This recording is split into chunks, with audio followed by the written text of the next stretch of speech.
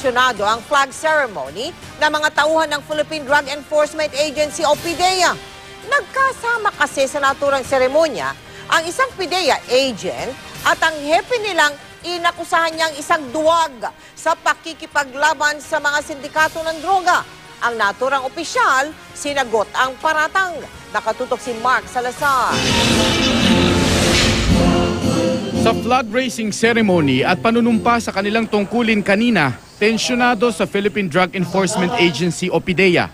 Ang PDEA agent kasi na si Jonathan Morales, tinawag na duwag ang kanyang hepeng si PDEA Director General Arturo Cacdac nitong nakaraang araw. Duwag daw sa Chinese drug syndicates at nakukontento na sa papiso-pisong huli. Emosyonal itong sinagot ni Cacdac sa harap ng mga ahente niya kabilang si Morales.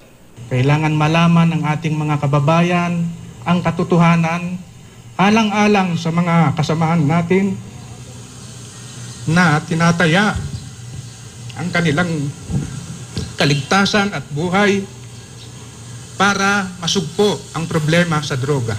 Hindi ko maintindihan kung sinong nagbigay ng karapatan sa isang nilalang na hindi pa nakaranas makipagdigmaan na husgahan ang tapang ng iba. Sinagot din ni Cacdac ang umano'y mababang moral ng marami sa 1,200 PDEA agents dahil daw sa mahina niyang pamumuno. Totoo ba na may mga tao tayong low moral? Sa aking palagay ay meron. Sila yung mga kasamahan natin na iniimbestigahan ng Internal Affairs Service o ng Ombudsman. Low moral din siguro yung 6 na kasamahan natin, nilabasan natin ng dismissal order ayon sa kautusan ng Civil Service Commission dahil sa kasong robbery extortion.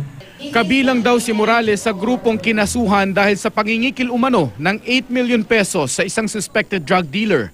Sagot ni Morales, yung mga katulad namin na wala pang kaso sa korte, iniimbestigahan pa lang, wala pang kaso. Kahit na ito nakapile sa korte, dapat pinipresyon muna na inosente, hindi guilty. Ito lang ang magpapatunay na ang hinahanap natin ay yung malalaki, hindi po yung piso-piso. pero inamin ni Cacdac na mahirap ngang humuli ng high-level target sa sindikato. Kahit bigyan kita ng 12-inch stick ng listahan ng mga drug syndicates, hindi mo naman yan basta dadamputin. Kailangan i-produce mo yung evidence para mapailan mo ng kaso. Hindi naman kumot binigyan mo ng pangalan, basta mo na lang dadamputin.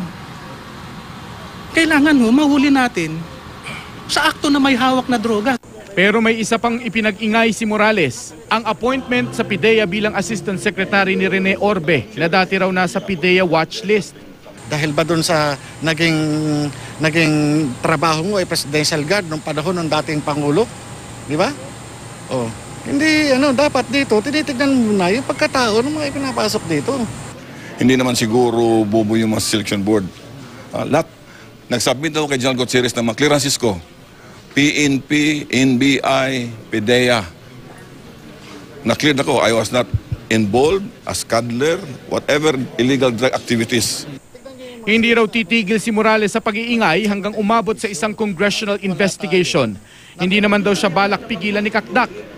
Wala lang daw magbubunyag ng mga detalye ng confidential operation ng PDEA.